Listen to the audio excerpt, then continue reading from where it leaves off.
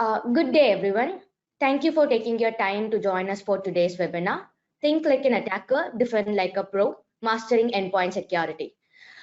I'm Akshaya from the UEM Solutions team, and it is my great pleasure to welcome you all.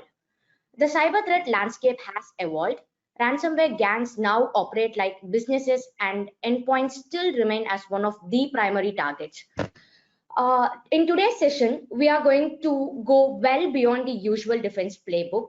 We'll step into the mindset of an attacker, break down how modern breaches unfold, and explore how you can flip the script using attackers' tactics to build stronger, smarter, and more resilient endpoint defenses. We are thrilled to be joined today by two outstanding experts.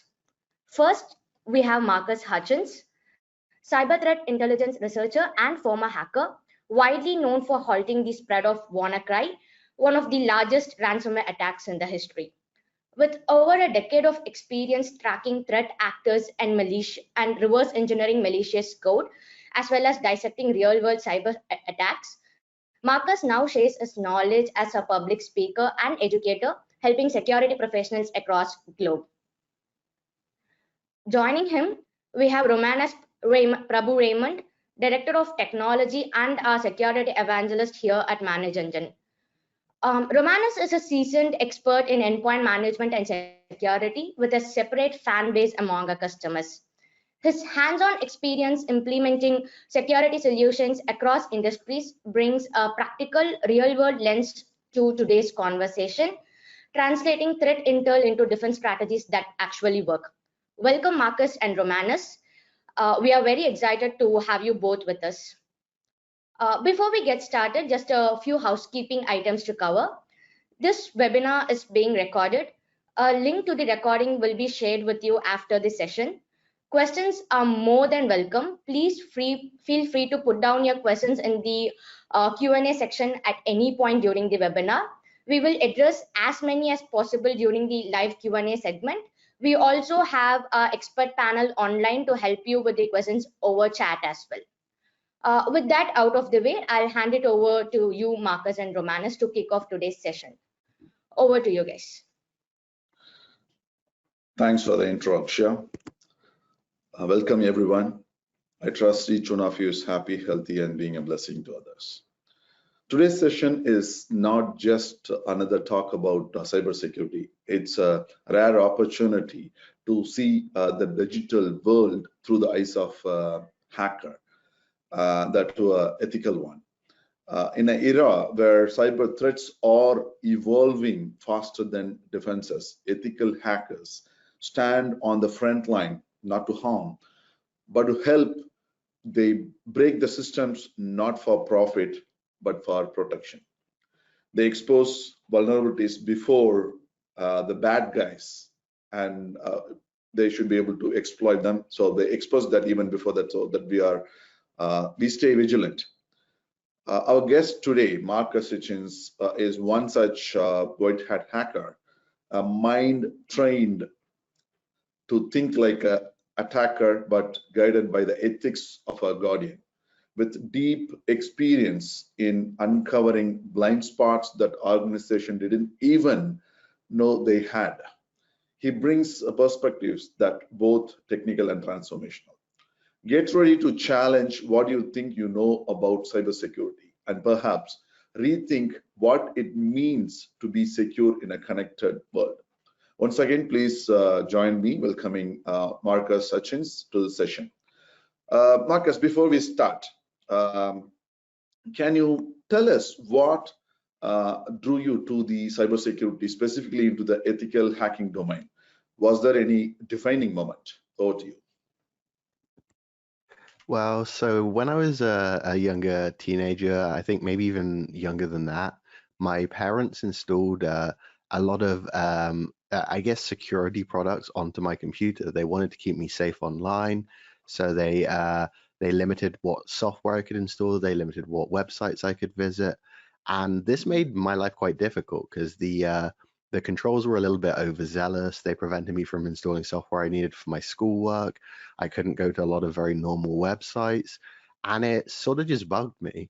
So I started looking into, well, how can I actually get around the security controls? Like, how can I get it so I can install the software that I need and go to the websites that I need to go to? So that got me really, really interested in, I guess, hacking. And then as I got older and older, I started realizing that there's this whole industry out there where my skill set can be monetized legally, because being sort of that young, you think of hacking as doing criminal stuff, and then that's about it. But then as I sort of started getting into the community, and I realized there's this whole huge industry out there that I could apply my skills in, and I ended up just pivoting into cybersecurity from there. That's really interesting. So let me start with WannaCry, the ransomware that spread globally May 2017. Everybody is aware of that, exploiting the vulnerability with a leaked internal blue exploit. It encrypted data and demanded payments for the decryption, right? The impact was felt across the globe. We could see, as per the statistics, 150 plus countries and 200K computers were affected, and there is estimated damage of 4 to 8 billion. And this is the damage or the loss that is due to the systems were down, not a profit or revenue from the threat actors' point of view, right? It was in a matter of seconds, it was able to cripple towards hospitals, halted businesses, right, brought entire systems to a standstill. Now, in that context, if we prompt any AI tool about WannaCry related information, we cannot miss your name, because it comes with the details that you are the person who found the kill switch for WannaCry, right? Now, take us back to the moment. What was happening behind the scenes, and how did the attack unfold? How did you come across a kill switch, and what was going through your mind as it all unfolds? Over to you. Yeah, so WannaCry was a very interesting one. It was a very unique piece of ransomware because it was the first major piece of crypto ransomware to actually spread system to system completely unaided. So as you mentioned, it used the internal blue vulnerability, which was a vulnerability in SMB, or the server message block. And what that basically allowed it to do was just infect computers without the user having to do anything. They didn't have to click a phishing link. They didn't have to open an email or run some malware. The computer just needed to be online. So this virus was sort of hopping from system to system to system, and it ended up, I think, encrypting systems across more than 100,000 networks.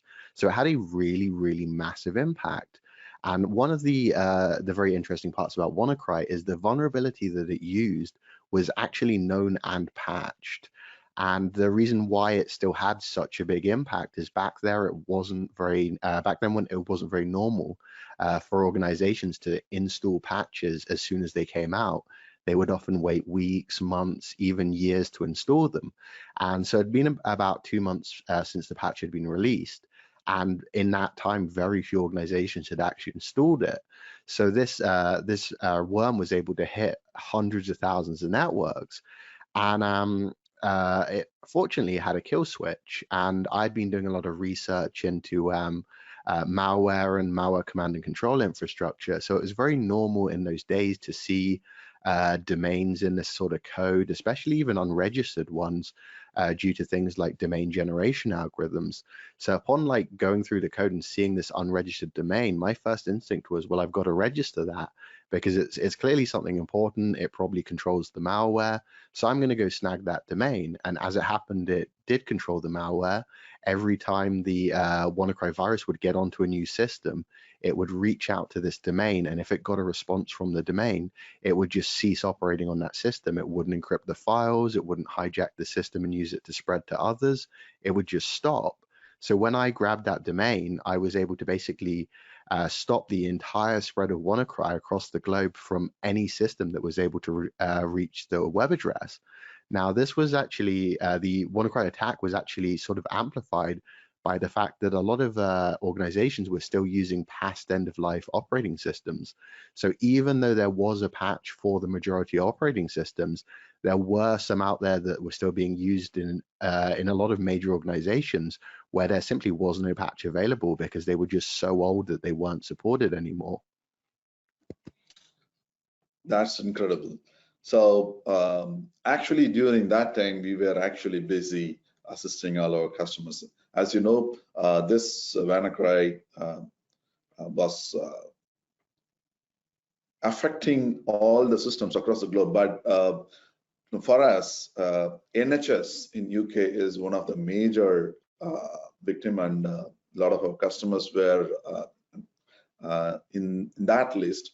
And we could see thousands of appointments were cancelled, surgeries were cancelled, and we had 700 devices, including the MRI devices, bed storage, refrigerators, right? All these things were unable to be opened or locked, right? That's the situation. And similarly, next to WannaCry, we had NotPetya, which is a similar kind of attack, in fact, which actually leveraged the same WannaCry Eternal Blue exploit, but it had a lot of modernized twist, which means it could get the credentials, right? Mimikatz was used to do the credential harvesting, and then they had PSEXE or WMA kind of tools to do the lateral movement, right? Now, if you look at this, this is not like the previous attack, WannaCry, but it had yet another supply chain attack. This word was not even coined at that time, right? So it was more in terms of through a software which were used for accounting, and through which the compromised software update it got in, and that's how it spread. Now, considering these two, the same vulnerability or exploit, but the approaches were different. And I just want to move on to 2023, where we had the Move IT surgical strike, right? It was a SQL injection. And if you compare all these three incidents, WannaCry 2017, NotPetya in 2017, and again Move IT in 2023, they all use different tactics and motives, but they leverage the same weakness: unpatched systems, lack of visibility, and there is no maintenance of basic cyber hygiene, right? That is the reason for all these attacks, if you can compare all these three attacks. And from the modern threat actors point of view, they all are very sophisticated now with the modes they operate, with the facilities what they have. Compared to WannaCry or any other attacks, the attackers behind the recent attacks use a combination of techniques, pick their targets, and execute attacks very easily. Now, what do you think about this? How had attackers have evolved over the period of time? Over to you, Marcus. So I think since WannaCry, we've seen this massive pivot to enterprise-focused ransomware attacks, because as you may remember, before WannaCry, a lot of cybercrime ransomware was actually targeted at end users, just like individual home computers, and they'd ask for maybe $100 to $300. But then you had this ransomware called SamSam, and what SamSam would do is it would brute force RDP passwords, remote desktop, and it would those would typically be servers. So they would often hit a lot of individual corporate servers, and they found that they could ask for much larger ransoms, because obviously a corporate server is way more valuable to a business than a home computer is to an individual. So what they were doing is they were commanding these much bigger ransomware ransomware ransoms, and a lot of actors took note, and they started thinking, oh, we should be going after corporations, not individual computers. And then sort of around that, you started getting this whole ecosystem develop. They started realizing that if we encrypt all of the systems on the network, not just an individual server like Samsung would have done, you could cause this collateral damage and get a lot more leverage and a lot more money out of the organization. So what we started seeing is these very hands-on keyboard advanced ransomware attacks that were often made up of many, many moving parts. You would have something like an initial access broker who would get into an organization. They would land on maybe a single endpoint, and then they would sell that access to someone else. And that other person would then go from that endpoint. They would perform things like privilege escalation, lateral movement, and they would try and get domain admin access and get access to as many systems on the network as possible. And then with that, they would be able to drop ransomware onto every single system across the network, causing absolutely like massive amounts of damage. And that kind of became the norm. And these organizations, they evolved to the point where they're almost identical to real world businesses now. They have support teams. They have negotiators to talk with the companies and negotiate how much they're going to pay for a ransom. They have developers. They have IT administrators. They are basically fully functional organizations. And this also makes them very resilient, because if you take out like 1 or 2 employees, maybe you take out an affiliate or an initial access broker, that organization keeps chugging along because they can easily replace 1 or 2 employees. So you've just got these really, really robust cybercrime organizations now that are very, very difficult to take down. Yeah, got it. It has actually evolved into a massive industry, as you rightly mentioned. Now, if you talk about the affiliates, yes, the affiliates, they don't they are spread across. They understand the business, right? There are affiliates who are actually focusing on the enterprises, bigger organizations, and even there are affiliates who are focusing on small and the mid-sized organization and try to focus more on them and then victimize them, right? That's the approach that we see in real world. And working with our customers, we understand whoever has got into such an incident, right? It's difficult for them to decide whether to go with the paying the ransom, and if paying so is going to get their data back. And we also hear about a lot of double extortion, triple extortion. That means they are not only locking the data, but also taking it outside. A lot of such things are happening. And yet another area is where usually the organization might decide to pay and get the ransom and keep everything not exposed to the outside world. But today, governments and policies are in such a way they are actively responding. There are a lot of policies who are, governments are sanctioning against such groups. They are taking down the ransomware gangs, hosting facilities, infrastructures, right? Crypto wallets and exchanges. A lot of these things are happening. So today, if somebody is ready to pay for that, they might again go against the policies because there are a lot of sanctions, right? Given with such situation, I want to come back to 2024. I know I have been asking a lot of incidents only, but let this be the last one. We heard about Change Healthcare in the month of February, right? So exfiltration of 6 TB of sensitive data. Can you explain this one too, really quick? Yeah, so that was a very interesting attack. Firstly, you had the initial access, which isn't fully known. What is known is that they got access to valid user credentials, and that account did not have multi-factor authentication enabled. And this was combined with an exposed Citrix gateway, which basically meant that they were able to log into the Citrix virtual desktop environment from outside the network. So you had sort of 2 problems there, the lack of MFA and the exposed Citrix gateway, and that combined allowed initial access. Now, while I say the initial access part isn't clear, is it isn't known how they got the credentials in the first place. Was it from an earlier malware infection? Did they find them in a leaked database? Was it an info stealer? We don't really know. All we know is that they were able to log into the network with valid credentials.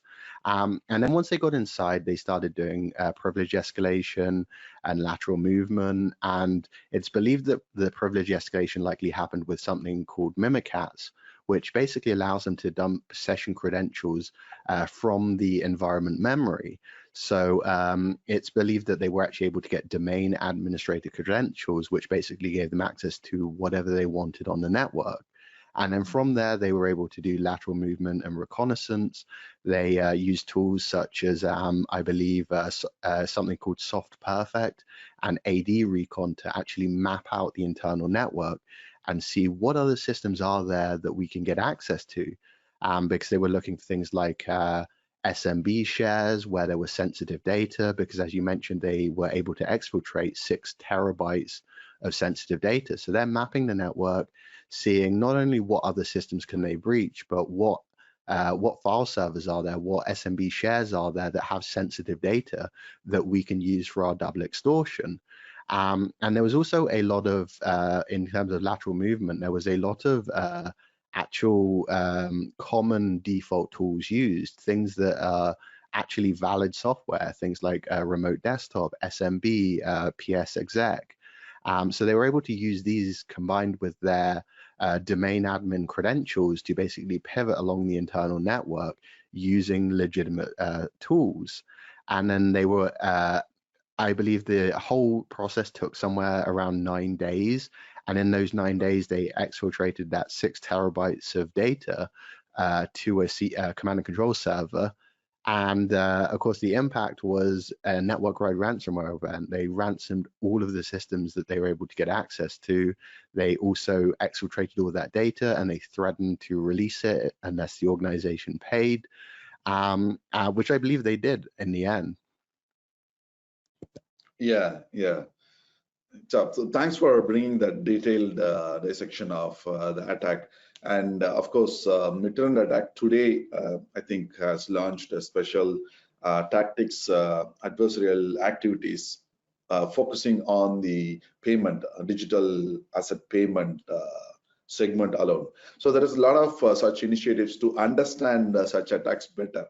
And you, Marcus, as a person who has studied threat actors deeply, could you share how they build their playbooks from the threat actors' point of view and use signals to expand their foothold?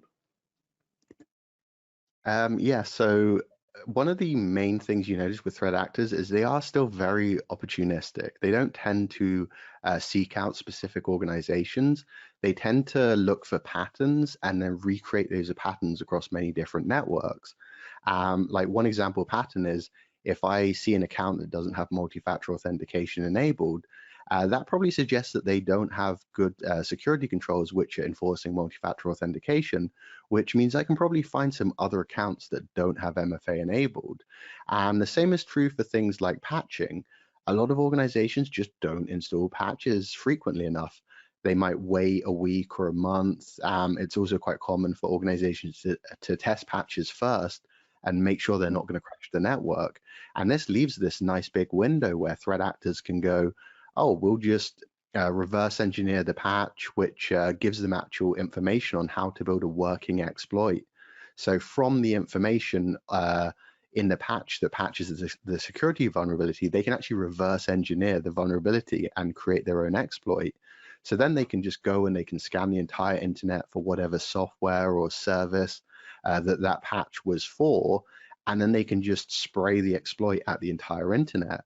And the chances are when you have all of these organizations not patching frequently, you're going to find a lot of organizations that you can exploit. There's other patterns like if I'm seeing management interfaces exposed to the internet, then that would tell me your firewall rules aren't very good. So I can just go and I can scan your network and see, well, what other devices are exposed to the internet? Because maybe I don't have a vulnerability in your firewall, but I might have a vulnerability in your email server or something else. So there's all these patterns that they can look into, and that'll tell them a lot about what are the flaws in this organization, what are the flaws in the code they use, the software they set up. And using those patterns, you can not only just find attack surfaces across like the same organization, but you can then replicate those same techniques across multiple organizations. In fact, a lot of threat actors just have these playbooks that they follow for every single organization.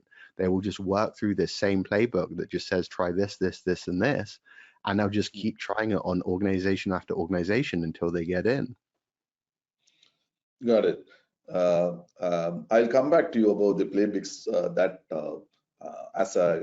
as an end user or a customer who have to use that to do it against the such attacks. I'll come back to you on that. But in practical scenario, when we consult our customers, enterprise customers, we talk about the attack surface reduction.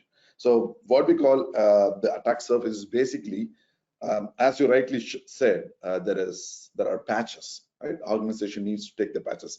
We always say the patches are going to be your first line of defense against such things, right?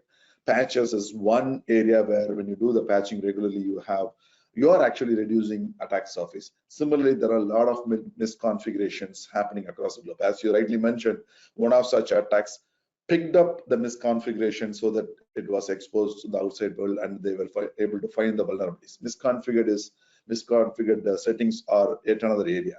And what we see there amidst the customer is the hardware level, firmware level areas where it is not actually properly protected. If you take the case of the now Kaspersky exposed USB firmware-based attack in November 2024, right?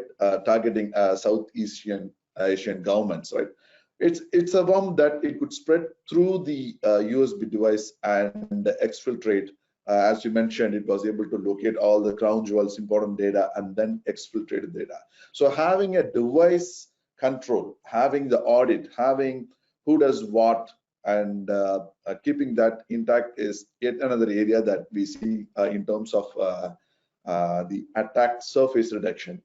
And this I would prioritize the more. And yet another area is about the browsers. The browsers are basically the host. In this host, you have a lot of smaller applications. You will have readers, Adobe readers, some additional plugins, a lot of extensions. Okay, so they have different functionalities incorporated by different software. What we talked about patching in the attack surface reduction as the first point is not applicable here, because the patching is going to take care of the browser, but what's inside the browser, unless you have better visibility, you will not be able to handle it. It has a lot of resources. You have open sessions, passwords, right? Whatnot, vulnerable extensions. Now, unless you have better visibility on them, you will not be able to control them. So having better visibility is the key here. So application which can show you what are the browser extensions you have.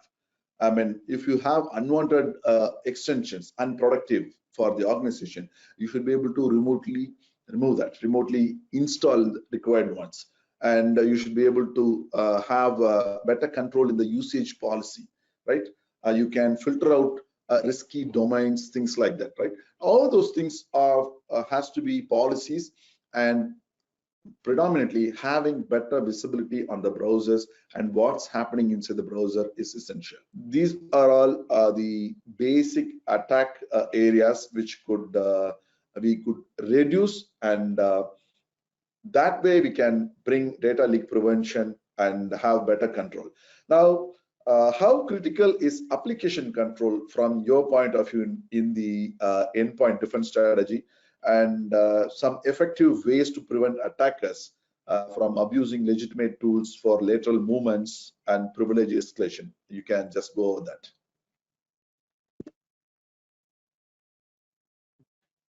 Yeah, so I think in the application space, one of the most important things is application control.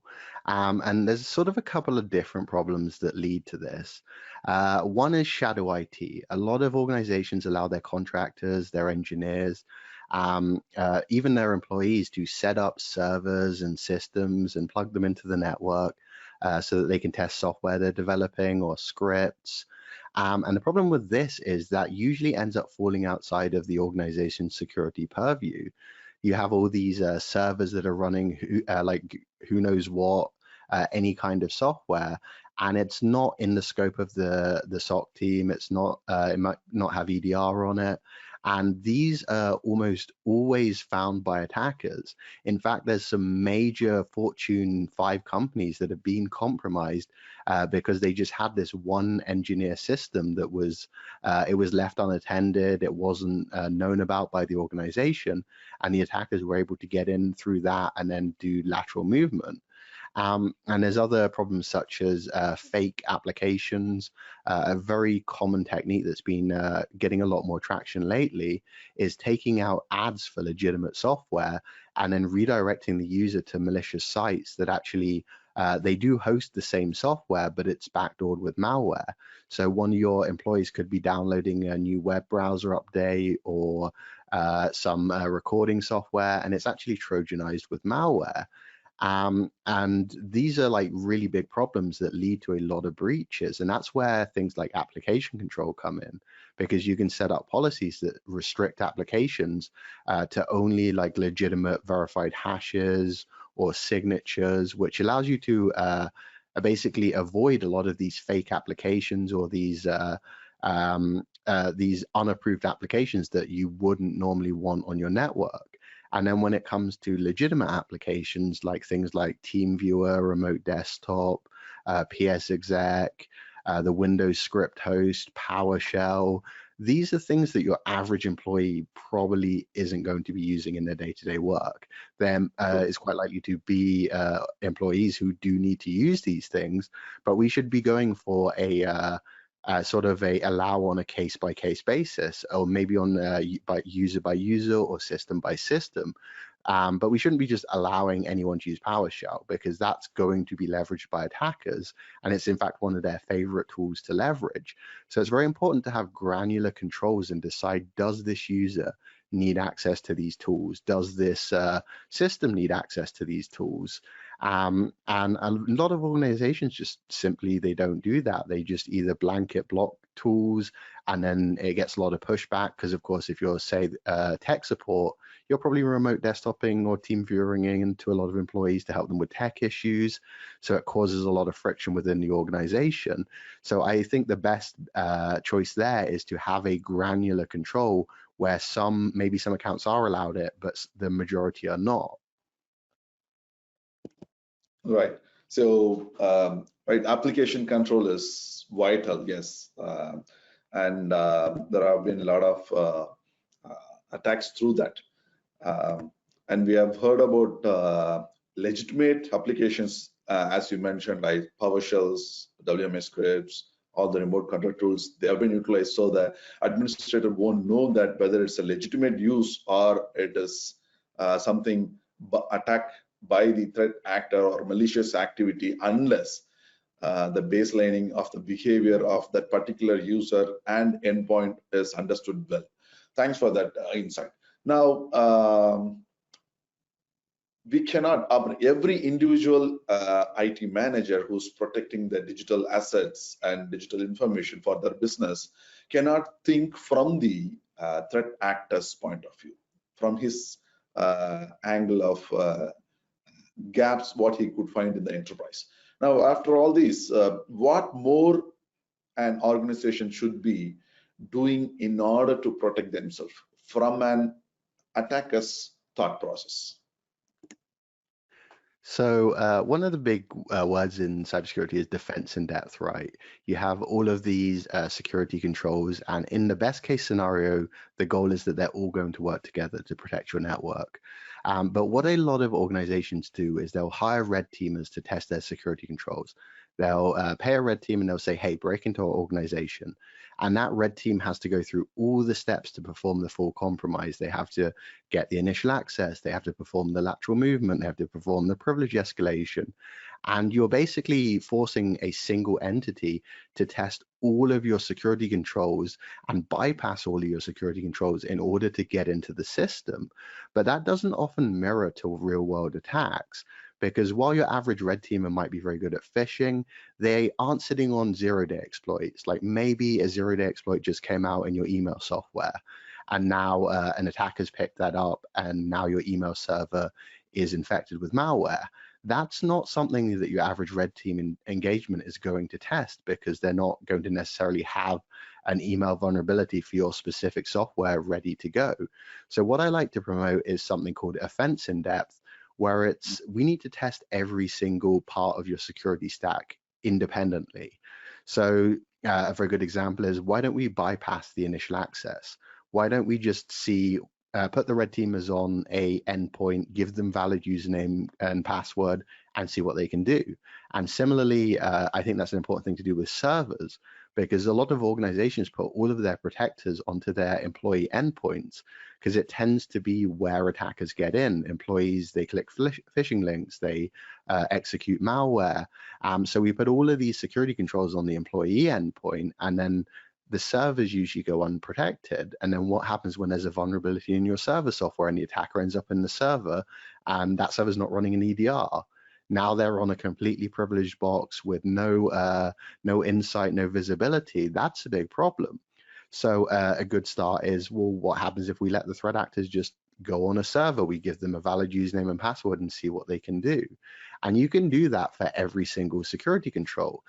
Your MDR company might have an outage, or your EDR company might have an outage, or your NDR. So, well, what happens if we turn those off? In fact, a lot of threat actors actually have techniques to turn off the EDR on a specific machine. So why don't we turn off the EDR on a machine, give the threat actor, give the red teamer access to it, and then see, can they compromise the network? Because if the answer is yes, when they're given credentials and the EDR is off, then the chances are your network isn't going to hold up to a real attack. And of course, one of the bigger problems is a lot of red team engagements are they're very kind of time limited. They don't get to just sit on endpoints and wait for days or weeks or months for some configuration error or for some sort of mistake that lets them get to the next step. So I always promote you have to test every single security control independently, because if you're lucky and if all goes to plan, they're all going to work together in unison. But the chances are one or two controls is likely to fail, and the attacker is likely to capitalize on that failure very, very quickly. So my absolute biggest, most important suggestion is offense in depth. Test every single one of your controls independently. Fantastic. I completely agree with you about this approach and suggestion. Right. So I just want to give my thoughts on this one. So what we do and advise our customers is basically go with the multi-layered approach, right?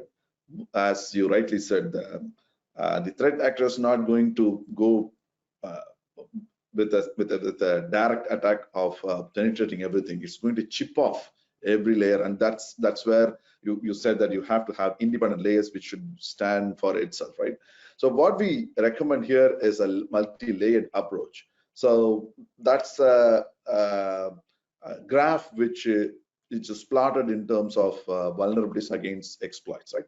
Now there are 4 quadrants. The first quadrant is all about having known vulnerabilities against known remediations, right? That's basically the patch or the available fixes what organizations would release periodically.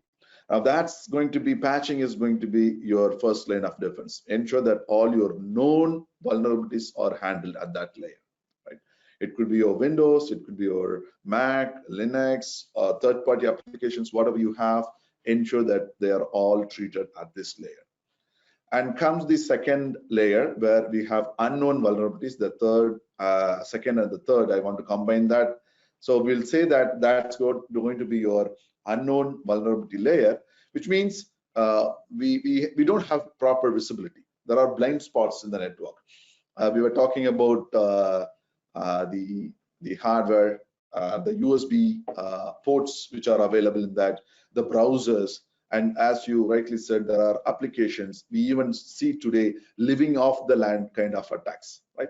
So all these things, unless you have better visibility, you will not be able to protect your assets. If you want to protect your assets, have visibility and have better unknown vulnerabilities managed. Bring everything to visibility and have controls so that it should be able to manage. So this is the second layer, right, that we talk about. And then we have the last layer where we have the unknown unknown. So we always say this to our customers, like when you reduce the known noise on one layer, the unknown vulnerability related noise in the second layer, the last layer, unknown unknown, is going to be more clear, right?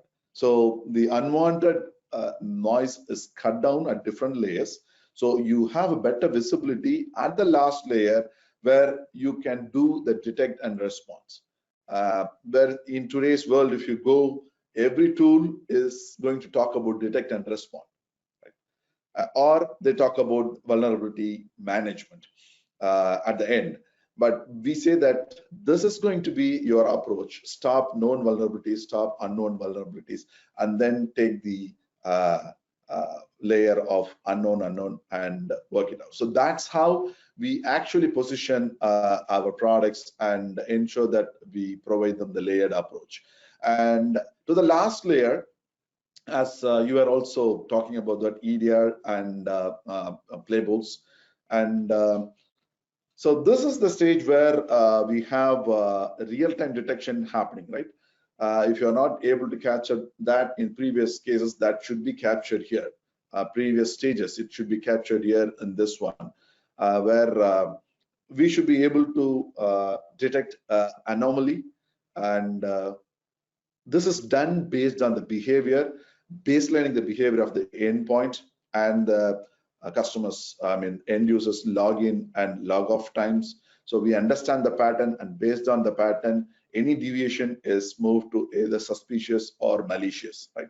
And we also ensure, as you rightly put, resilience. In order to increase the resilience, we have the backups which are being protected at the VSS shadow, so that we could bring it back and ensure the business endpoint, even though there is an attack happening on that, it should be able to neutralize, come back and get these data, come back to business as usual in a very short span. So EDR is another area where a detect and respond is going to be really useful in terms of real-time attacks.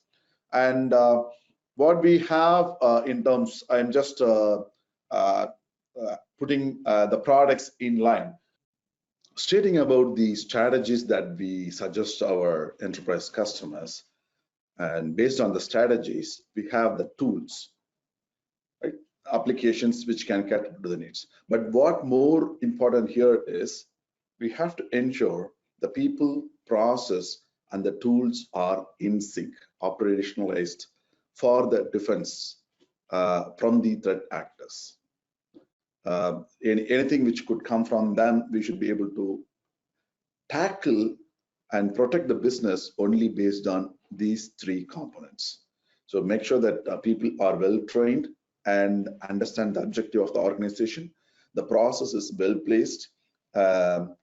So not only by the tools, by having people, better process, and effective usage of the tools is something that is going to protect the business in a better way. That too in the era of attacks which are very modernized, right? Now we saw the strategies. We understand the people, process, tools, how they combine.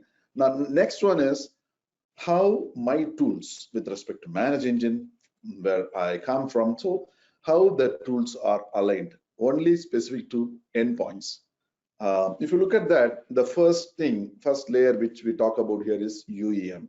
which is basically a unified endpoint management where you have a combination of patch management, configurations, software, basic visibility by bringing asset information and enabling you to do some remote management, remote control, remote troubleshooting, right? Reporting, basic OS imaging and deployment, everything comes under that bucket. And then you have the layer where you want to have attack surface management, which means you will have whatever we spoke in terms of a layer 1, layer 2, apart from the patching, vulnerability management, bringing visibility on the data leaks, having better browser controls, right? Application controls, device controls. Now, all these things come under this. Apart from this, we have DEX module. DEX is having better end user experience, employee experience. Now, that brings wealth of reports and gives you better visibility about what's happening in your network and allows you to do a lot of proactive operations even before end users could come and report something about you. It can talk, it can see the health of endpoints and ensure that you are proactively managing them. That's something leads to better employee experience.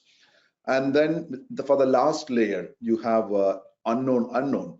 We have this ransomware protection and malware protection, which ensures that you have the detect and respond approach.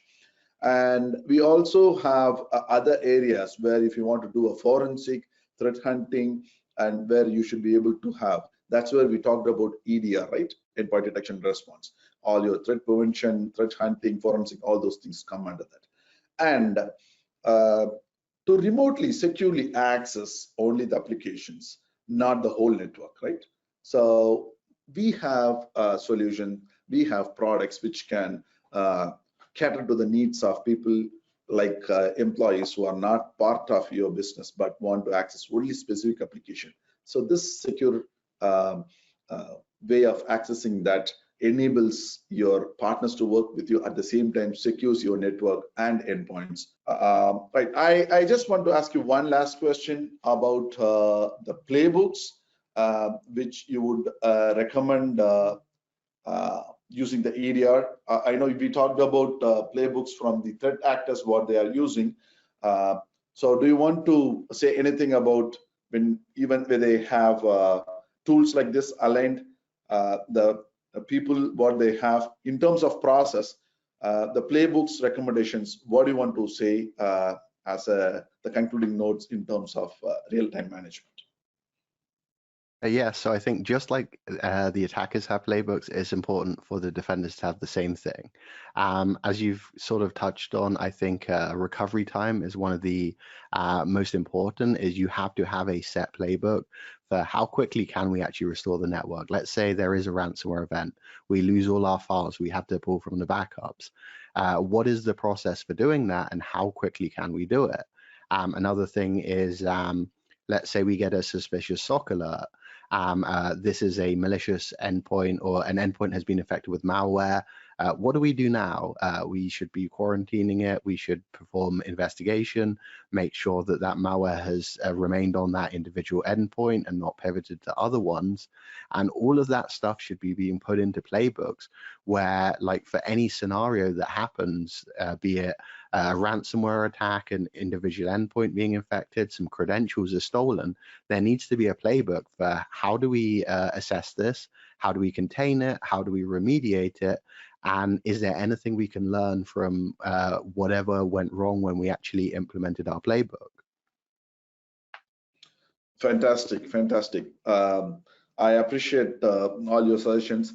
Now, what we have done is basically taken your points on whatever we have been discussing, and that layered that into a lot of checklists based on the attack surface reduction, based on the EDR. So what we want to do is we want to create a checklist and make sure this checklist is going to be explained with a product in terms of how the ManageEngine Endpoint Central users, customers, or any endpoint product you have could help you in layering and covering that particular area with a discussion, whatever we had with Marcus, and we have got such a great list of checklist. And what we are going to do in the next episode is we want to take these suggestions, checklist, and we want to run it with Endpoint Central, how you can proactively ensure that you are actually using this checklist and ensuring your endpoint is protected. You might have already covered this, but it's always a good time to recheck that with expert like Marcus and his vast experience and knowledge about thinking from the threat actor's point of view. So let's go through this list of checklist and try it with the product and see how efficiently, effectively you should be able to protect your business assets with different multi-layered approach that we discussed. Thank you so much, Marcus. And Akshay, over to you. Yeah, that wraps up the main part of our session, guys. Thank you so much, Marcus and Romanus, for those valuable insights. Now we can open up the floor for our audience, and we can have hear their live Q&A. If you have any questions about attack breakdown, defense strategies, or how to put each of them into action in your own environment, please feel free to drop them in the chat box or in the Q&A box. We can take them live one by one. We have already gotten a couple of questions, Romanus. I'll direct them towards you. We can take them live. Yeah. So to Romanus, there's this one question from one of our attendee where they had asked about the difference between EDR and XDR, and when should a small company upgrade from in their solutions? Yeah, excellent question. So EDR basically focuses on the endpoint and its detection and responses, right? And XDR is more about all the assets which are actually being used. So basically how we categorize from our perspective, we talk about people and the endpoints which they use and the applications what the endpoints has, and the data generated in the endpoints and the infrastructure where it facilitates everything. Now all these are major categories. Now XDR, extended detection and response, is kind of encapsulating all this data and giving a better visibility, right? So it's always next stage to EDR is always XDR to get a better visibility, unless organizations wants to have a separate asset alert detect and response done and correlating that at a center at a different level. For smaller organizations, depending on the availability of the resource, better to go with XDR because it covers everything. However, the best way to start is endpoints are the gateway to your business, right? In many ways, any attack you take, it originates through the endpoint. So better to have a stronger EDR and then start thinking about XDR as the next step. How EDR work? Thanks a lot, Romanus. How can we address? Thanks a lot, Romanus. Marcus, if you can still hear us, there's one question directed to you as well. One of our attendee had asked if threat actors always actually deactivate the EDR on the endpoint after initial access, or if they just make it blind using silencer or blocking traffic to the console via SW firewall, or if they have any other workaround to use in using tools such as PowerHub or so on. So I don't have statistics on like what rate they do it at or what techniques they tend to use over others. But one I see a lot is bring your own vulnerable driver. They'll load a driver that has known vulnerabilities. They'll then exploit that driver to get kernel access, and then they'll blind the EDR. There are many other techniques to do that, but but they all kind of follow the same path of they're using some sort of vulnerability or issue with the endpoint in order to prevent the EDR from either running or from reporting detections or events to the main console. Now, I wouldn't say I see it in the majority of attacks. It is a very common technique that is used by a lot of ransomware gangs, but it is also preventable. Like on newer versions of Windows, they come with more and more defenses. They start isolating security components out of the main kernel into a virtualized environment, which basically makes it a lot harder, even with kernel mode access, for a ransomware actor to get into the kernel and then blind the EDR. But the older the version of the Windows system you're using, the easier it is going to be for them to disable or blind the EDR. Thanks a lot, Marcus. Thanks for that. There are a couple of more questions addressed to you as well. One of our other attendee had also mentioned a ransomware attack earlier in UK, KLN Logistics. 158-year-old company had been attacked, it seems, and the company ended up shutting down. The attacker had apparently managed to brute force an employee's weak password and then took over the entire environment. So attendee is asking you if you would recommend what all the ways you would recommend to prevent these kind of credential-based attacks or lateral movement from a compromised machine, and more specifically, how to make solutions like identity protection, conditional access, or behavioral-based detection to work with endpoint security in practice as well. So I think one of the basics, of course, is multi-factor authentication. That needs to be being enforced. It can't be an optional thing where the user gets to decide, do I enable MFA or not? But above that, I think requiring things like identity access tokens is very important, because a lot of users, they might have a secure password that bypasses that fits your password policies. If you say the password must be this long, it must have this many characters, it must have this many symbols, that's all good and well. But if they then go and reuse that password for every account they've ever had and someone finds it in a data breach, you're going to end up getting hacked either way. So there needs to be something else there. And a lot of organizations now are pivoting towards things like FIDO tokens, various hardware access tokens, which I think is the way to go, because not only can you supplement passwords, you can actually, in a lot of cases, replace them. In a lot of login situations, there isn't a need for a password. If I'm doing secure sign-on and I have a hardware key that's built into my device, that can all be done in the background without requiring a user to A, remember a secure password, and B, not reuse that same password on other sites.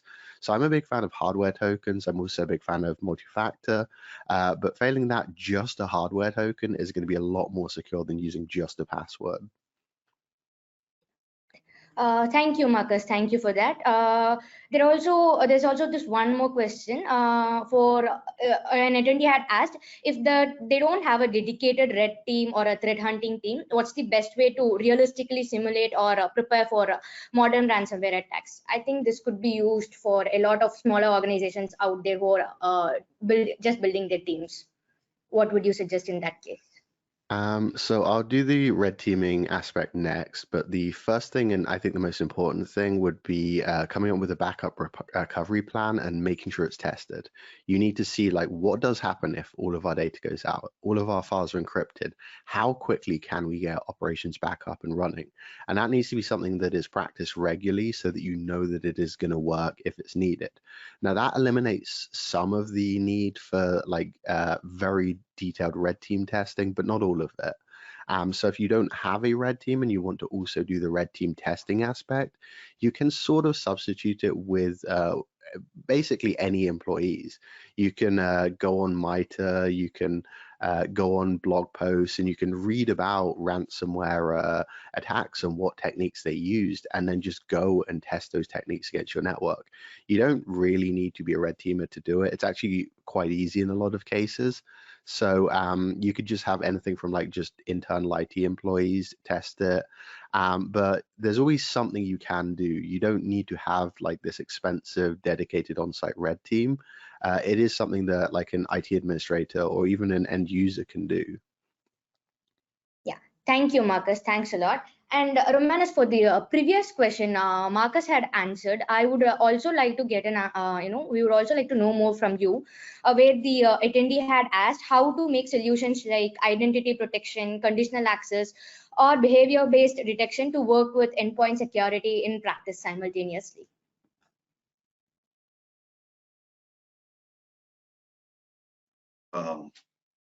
We were talking about a lot of strategies, right? And the last one, even Marcus was talking about the EDR layer. So that's where the system, the EDR system, would actually baseline the behavior and network connections, whatever happens in the endpoint. Now that's one way of understanding what is happening over and beyond that. That could be marked as suspicious, and from there it goes to malicious based on the actual false positive or true positive, right? Now this by default has the behavior analysis added, baselining the behavior. And conditional access, yes. If I want to answer it from specific product specific point of view, we call it as device trust, right? Now you have to trust the device based on certain security postures what you have defined for the organization, right? So what is the patching level? What is the hardening that you have done for the organization is available at this endpoint, and application updates and whatever security other aspects that you have defined. For example, if you're accessing the sensitive data from an airport or from a hotel Wi-Fi network, probably it understands that you are not from a secure network. Maybe it will cut short some sensitive information or payroll processing or something which is very specific sensitive to the organization. And only based on the health network of the endpoint and the end user's behavior and usual pattern, that should be allowing you inside your sensitive areas. So the device trust, or what you call conditional access, could be done based on the very agent which is capable of handling everything, right from patching, hardening, doing detect and response, and also baselining this, having a control so that it can delegate that security score of the endpoint to the IAM, identity access, where it enters first into the organization. Based on security score, you can decide what access can the endpoint have. This way, you should be able to have better security practices and integrate all of the above which we discussed. Thank you, Romanus. Marcus, we have one more for you. One of our attendee had asked about your take on AI-generated malware and how it might change ransomware delivery or evasion techniques. So I think in the current generation, what AI, if we're speaking of AI as large language models, which I assume it is the case here, a lot of these large language models are just taking publicly available resources and sort of like combining them together or rewording them. So a lot of what the AI is generating is really just things that already exist. They aren't yet capable of generating novel techniques, novel malware, novel code. All they're really doing is sort of refactoring existing code that's out there, which means that most of these techniques should be being blocked by standard security products because they are existing techniques, they're existing code, they're existing data structures. So I don't think in the short term it's going to have a really meaningful effect on ransomware. Most ransomware actors, I suspect, will keep developing their own technologies and their own malware because that's how you bypass EDRs. You need cutting edge technology, which the LLMs are just simply not capable of generating. So I think for the time being, we shouldn't see really any change at all. But if large language models in AI gets to a point where it can generate novel techniques, that's when the problem is going to start, when you can start putting in the prompt and get some completely new malware that uses some never before seen technique.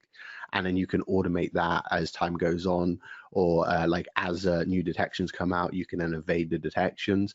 So I think that could be a problem, but that's a like theoretical far in the future problem and not a today problem. Thanks a lot for your insight, Marcus. I think we are getting a lot more questions as well, but we are running behind time a bit. So we'll take one more question, and the rest we can answer over email and as well as over chat as well. So Romanus, let's have a last questions. One of our attendee had asked if the systems had already been compromised or affected, and the attackers are demanding money. Is it still possible to recover data using endpoint solution, security solution? Yeah, that's the situation. So Marcus already highlighted this in his previous answers. So having a backup and ensuring the backup is intact is the first priority, I would say. And if you look at the EDR solutions, for example, what we have, so the basic idea is to detect and we have to respond. So that's two important jobs EDR or a detect and respond module would do. But apart from that, in order to ensure the resilience and the endpoints are able to come back to business as usual. So basically, it kind of protects the session data, apart from the data which you have taken back, right, for the organization. Every endpoint and the session is actually maintained under the VSS shadow copy, right? Now, the first thing any attacker would do is basically get into that and destroy that. I hope Marcus can give some insights if time permits. Now, there's something that we want to protect that so that that is not tampered. So when you are able to detect, neutralize, and respond in a right way, then this VSS copy could be used at the session, whatever is saved at that session, and brought into the live so that the data can be restored. And in no time, the endpoint could be brought back, apart from what the backup, general backup you have.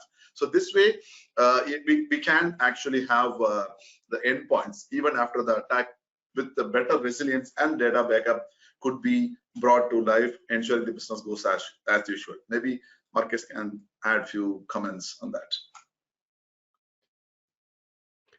Yeah, I actually wouldn't add much there. It is really just a case of making sure your backups are set up in a way that the threat actors, they can't destroy them. Like one thing I like to do on my networks is versioning. So if the file is changed, the old and the what's a delta, it's not copying the old and the new file, but it basically stores it in such a way that it's almost like a GitHub. As they incrementally update the file, it'll just sort of add that there. So if something happens when the entire file is destroyed, we can then just roll back a version to the previous file. Now that, of course, is contingent on the attacker doesn't actually get admin access to whatever hardware device you are using to manage your backups. So keeping the actual physical hardware secure and segmented and well isolated from the network, while also making it useful and actually backing up regularly is probably the hardest challenge there. You've got to look at, like, how can I make this as secure as possible, but also work, because obviously the most secure backup is going to be one that's offline. So if you can do that, which many organizations, it just isn't reasonably practical, that is the way to go, is to perform a nightly backup and then take that system offline. But even then, those systems still need to be secured, and versioning is a good idea. Great. Thanks a lot, Marcus. Thank you, Romanus. And I think that brings us to the end of today's session as well. As I mentioned, a huge thank you to both of you and our audience who joined us live today. Thank you for being here. We hope that this session gave you actionable takeaways to strengthen your security posture, as well as made you rethink your approach to endpoint protection as well. We'll be sharing the session recording and additional resources like the checklist that we have mentioned over the webinar with you over email shortly. So stay tuned. And this is just the beginning. We are really excited to dive deep in part 2 of the webinar next week, where we'll be focusing on how to put the strategies that we just discussed in this session into action using Endpoint Central's unified platform. So yeah, stay tuned with us. Join us for part 2 of the webinar series and stand a chance to win our raffle gift as well. Good things are coming, and we are looking forward to seeing you again soon. Until then, stay safe, stay secure, and take care. Thank you. Thanks, everyone. Have a good day. Thanks, Marcus. Bye. Thank you. Bye. Thank you, Ramanus.